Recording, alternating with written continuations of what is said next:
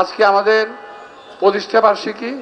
আমি শহীদ রাষ্ট্রপতি জিয়া রহমান এই দলকে বিশেষ সময়ে, বিশেষ প্রয়োজনে, জাতির প্রয়োজনে, স্বাধীনতার প্রয়োজনে, গণতন্ত্রের প্রয়োজনে এই দলকে তিনি প্রতিষ্ঠা করেছিলেন।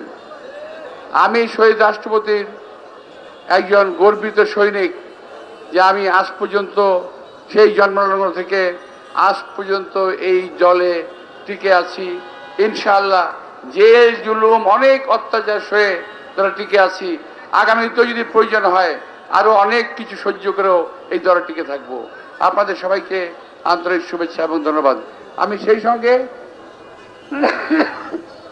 দেশনেত্রী বেগম খালেদা জিয়া,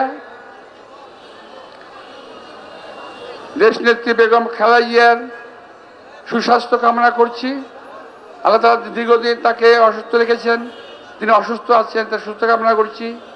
আমি কামনা করছি আমাদের নেতা তারেক রহমান খুব শীঘ্রই আমাদের মাঝে ফেরত আসবেন ইনশাআল্লাহ। আপনাদের সবাইকে ধন্যবাদ। আসসালামু আলাইকুম।